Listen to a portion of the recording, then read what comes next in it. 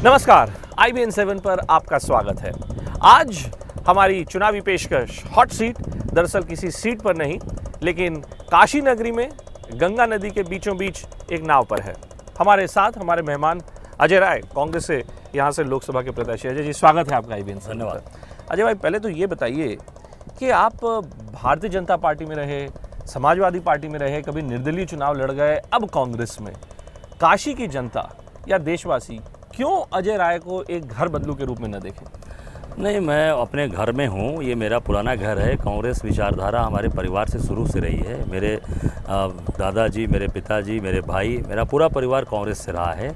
और लेकिन आप तो बीजेपी में थे 93 से लेकर 2007-2008 तक। वो बीजेपी में हम लोग उनके बहकावे में आ गए। उन्होंने जिस तरीके से सब्जबाग दिखाया था, जिस तरीके से विकास की बात बनारस की कही थी, बनारस के विकास को दिखाकर हम लोगों को साथ लिया था। पर बनारस के साथ कभी न्याय नहीं किया इन लोगों ने।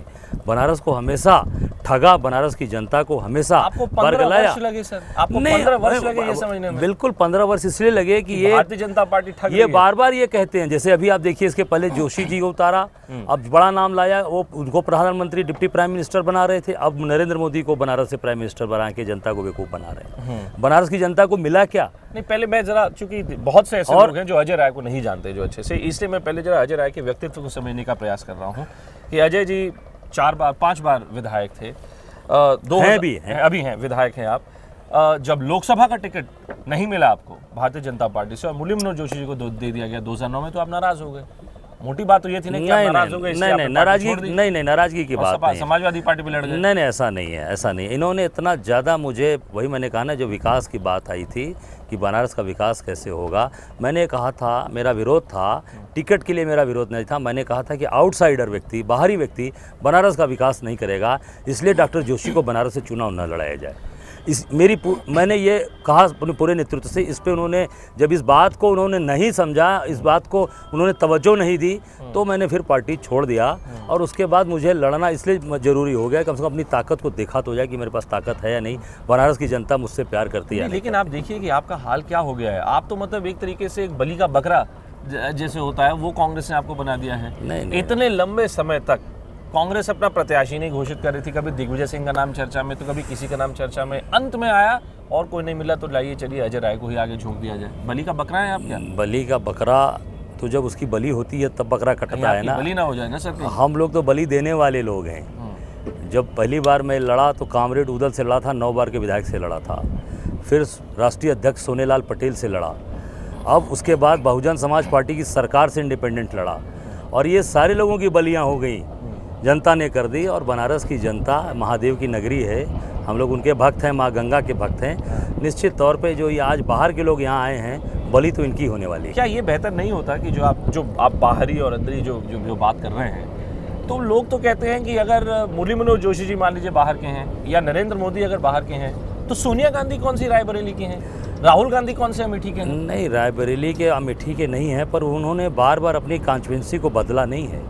वो जब से ये पॉलिटिक्स में ये परिवार है, तब से इन्होंने रायबरेली और अमेठी को अपना घर समझा है, अपना परिवार समझा है, और अपने परिवार की तरह वहाँ की जनता की सेवा की है। इनके नेता इसलिए इनसाइडर आउटसाइडर डिबेट इसलिए वो इनसाइडर आउटसाइडर में नहीं आते। इनके नेता राष्ट्रीय अध्यक्ष राजनाथ सिंह को देखिए, अभी कहाँ से गाजियाबाद लड़े थे, अब लखनऊ को आने की क्यों जरूरत पड़ गई। मुरली मनोहर जोशी अल्मोड़ा लड़े, वहाँ हारे, इलाहाबाद हारे, बनारस हारने की जब स्थिति लगी कि नहीं यहाँ उनकी डिपॉजिट जब्त हो जाएगी, तो फिर कानपुर निकल गए। नरेंद्र मोदी आज बनारस भी लड़ रहे हैं और बड़ौदा भी लड़ रहे हैं। अगर बनारस की जनता पर उनको विश्वास है तो बनारस की जनता के बीच में रहकर काम करें, बनारस से चुनाव लड़ें। क्यों उनको विश्वास है कि वो बड़ौदा से भी लड़ रहे हैं? इस बार वाराणसी के चुनाव में एक एंगल और भी है, एक धार और भी है आम आदमी पार्टी की। अरविंद केजरीवाल जी एक दिन अपना रोड शो करते हैं, नामांकन पत्र भरते हैं, उसके अगले दिन नरेंद्र मोदी जी अपना रोड शो करते हैं, नामांकन पत्र भरते हैं। अजय राय की लड़ाई किससे है? अजय राय की, अगर अजय राय पहले लड़ाई में है, पहले तो वही समझ लिया जाए। चलिए, अजय राय की लड़ाई आउटसाइडर, और हमने कहा ना कि हमारी जो लड़ाई है वो बाहरी और भीतरी की लड़ाई है। तो अरविंद केजरीवाल भी बाहरी है। हाँ, दिल्ली से आए हैं ना वो, उनका कौन सा घर है यहाँ, कौन सा मकान नंबर है? वो कहते हैं कि अब वो आए हैं तो यहीं रहेंगे। अब कहते हैं, तो देखिए, राजनीति वोट लेने जब कोई आता है तो ये कहता है कि मैं यहीं रहूँगा, और उसके बाद वो कब निकल जाएगा उसका पता नहीं चलता। जैसे दिल्ली से ये सब काम तो जनता से पूछ कर किए, सरकार बनाए ना बनाए, पार्टी बनाए ना बनाए, जनता का विश्वास लिया और उसके बाद जब सरकार छोड़ना हुआ तो सचिवालय की पीछे वाली रास्ते से, पीछे वाली गली से निकल गए। जनता को पता ही नहीं चला कि केजरीवाल ने कब छोड़ दिया मुख्यमंत्री पद। तो बनारस की जनता को कब छोड़कर ये लोग चले जाएंगे, ये हारेंगे जीतेंगे, बनारस के साथ न्याय नहीं होगा। मैं इसी बनारस का हूँ, गंगा मैया की गोद का हूँ।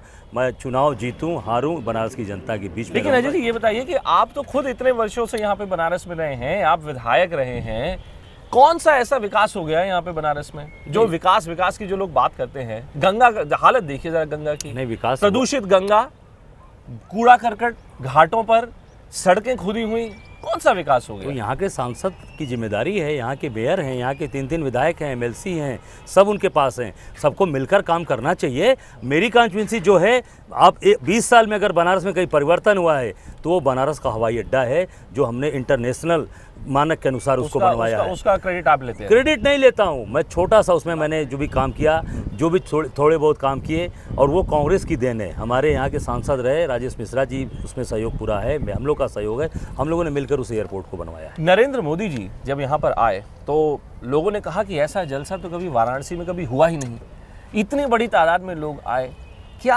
क्या अजय राय को ये नहीं लगता कि नरेंद्र मोदी जी तो भारतीय जनता पार्टी के प्रधानमंत्री पद के प्रत्याशी हैं?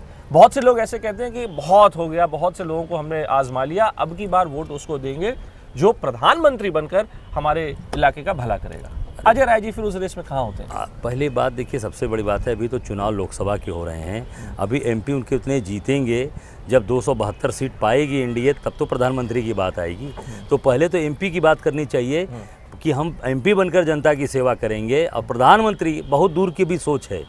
और बनारस की जनता इस बार अपने परिवार के लोगों को बनाएगी यहाँ पर। और एक बात मैं कहना चाहता हूँ कि देखिए, केजरीवाल की बात आती है, केजरीवाल जी ये कहते हैं कि नरेंद्र मोदी जी जहाँ से चुनाव लड़ेंगे मैं वहाँ से चुनाव लड़ूंगा। और नरेंद्र मोदी जी और भाजपा ये कहती है कि बनारस से अगर नरेंद्र मोदी लड़ेंगे तो ये बिहार और उत्तर प्रदेश की पूर्वांचल की सारी सीटों पर असर पड़ेगा।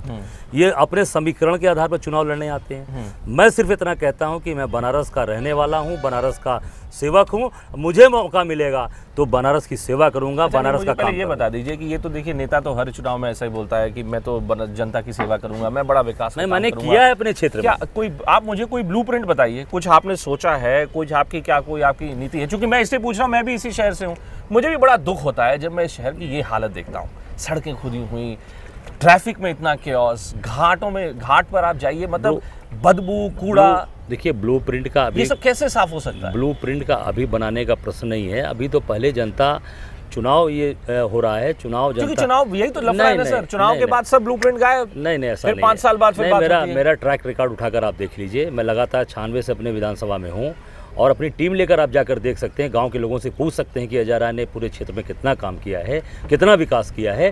और वही चीज़ जो अपनी विधानसभा में मैंने किया है 20 सालों में, वही बनारस के अंदर दोहराऊंगा। ये गंगा मैया की गोद में मैं कह रहा हूँ। अच्छा चलिए ये बताइए कि कुछ आपकी पार्टी के अध्यक्ष की बात करते हैं, और मैं थोड़ी देर पहले आपसे पूछ रहा था कि एक बड़ा समय लगा अजय राय का नाम घोषित करने में। पहले तो ये बताइए कि क्या ये बेहतर नहीं होता कि अजय राय का नाम पहले ही घोषित कर दिया होता, समय पे आपको भी कैंपेन करने का ज्यादा मौका मिलता? मैं तो लगातार 5 साल से बनारस की जनता के बीच में बना हूँ, और मेरा कैंपेन तो लगातार चलता रहता है।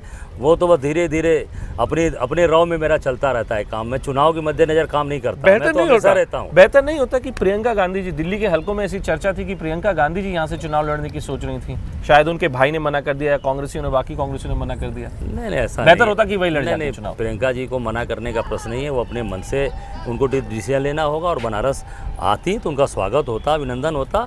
पर उन्होंने जब उनको ये लगा कि हमारा एक वहाँ मजबूत एक हमारे परिवार का सदस्य है जो मोदी जी को वहाँ पर हिला देगा, बुरी तरीके से वहाँ उनको पछाड़ देगा, तो उन्होंने मेरे ऊपर विश्वास किया, मुझे भेजा। आपसे उनकी जरूर बात हुई होगी? बिल्कुल बात, जब से बिल्कुल बात जब से होती रहती है, जब से आपका नाम जब से घोषित किया गया रहती है। तो प्रियंका जी क्या कहती है, नरेंद्र मोदी जी को आप किस प्रकार से चैलेंज कर सकते हैं? मैंने कहा ना कि बनारस की जो गलियों में से वाकिफ होगा, बनारस के घाटों से वाकिफ होगा कि आदि केशव घाट बनारस का आखिरी घाट है। किसी नेता से पूछ लीजिए कि आखिरी घाट कौन है बनारस का, इस तरफ और उस तरफ आखिरी घाट कौन है, ये बता दें। मोदी जी को नहीं पता? मोदी नहीं, किसी यहाँ के जितने भी बड़े बड़े नेता आ रहे हैं कैंपेन करने, आप उनसे सीधे पूछिए कि बनारस का आखिरी घाट इस छोर पे कौन सा है और इस छोर पे कौन सा है, वो बता दें।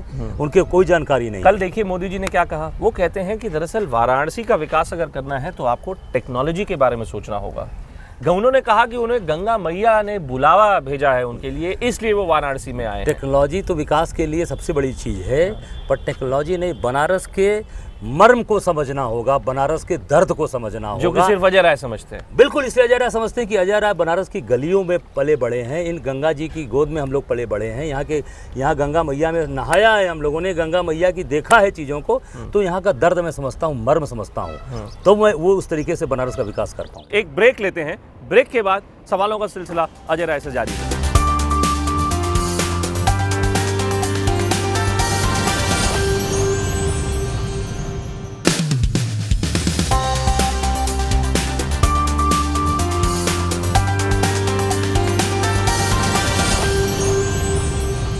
स्वागत है एक बार फिर आपसे, लेकिन सवालों का सिलसिला बरकरार है।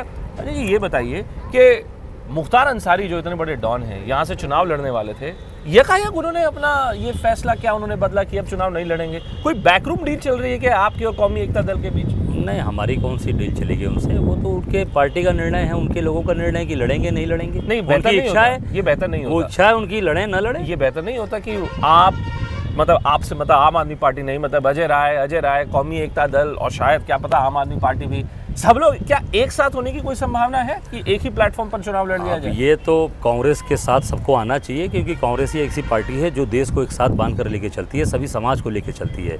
तो उसमें जितने भी लोग ऐसे दल हैं जो राजनीति कर रहे हैं बनारस के अंदर, उनको समर्थन करना चाहिए। आप अरविंद केजरीवाल से मिलने के लिए तैयार हैं? अरविंद केजरीवाल आकर मुझे समर्थन करें, मैं मिलने को मिलने करे। अरे वो बनारस आए हैं, आप यहाँ के आप प्रत्याशी हैं, बनारस वो भी प्रत्याशी हैं। बनारस में अतिथि आते हैं, अपना दर्शन पूजन करते हैं, यहाँ पर बाबा विश्वनाथ का दर्शन करते हैं, गंगा मैया में डुबकी लगाते हैं और चले जाते हैं। ना सोनिया गांधी मुझे आपके यहाँ आती दिखती हैं? नहीं, ना राहुल गांधी। अभी आने वाले समय में पूरा कांग्रेस यही स्टेशन करने वाली, पूरी कांग्रेस यही आने वाली है। बिल्कुल पूरी कांग्रेस। आज मनीष तिवारी जी आ रहे हैं। हाँ, मनीष तिवारी आ रहे हैं। अभी नामांकन में आनंद शर्मा जी आए थे, राजबब्बर जी आए थे। अभी देखिए, अभी आप इनसाइडर आउटसाइडर की बात कर रहे थे, मनीष तिवारी अपना चुनाव तो लड़ने नहीं लुधियाना में, यहाँ पे आके एक प्रेस कॉन्फ्रेंस करके, वो स्वास्थ्य के कारण से नहीं आपको लगता है के कारण? क्या आपको वाकई लगता है अजय भाई कि मनीष तिवारी के यहाँ आने से या कांग्रेस के किसी प्रवक्ता के यहाँ आने से आपका क्या उसमें फायदा? नहीं, सोनिया गांधी की बात जैसे आपने कहा कि राष्ट्रीय नेता नहीं आ रहे हैं, तो मैं राष्ट्रीय नेता की बात मैं सोनिया गांधी, राहुल गांधी, प्रियंका गांधी की बात कर रहा हूं। गांधी परिवार आएगा बनारस, क्योंकि बनारस से उनका लगाव है। राजीव गांधी जी ने यहीं पर गंगा माँ के आंचल में आकर गंगा सफाई अभियान की बात कही थी, तो गांधी परिवार का बनारस से लगाव है। पंडित कमलापति जी का जब स्वर्गवास हुआ था, पूरी की पूरी शव यात्रा में राजीव गांधी जी उस यात्रा में थे और हम लोग उनसे उस समय मिले थे।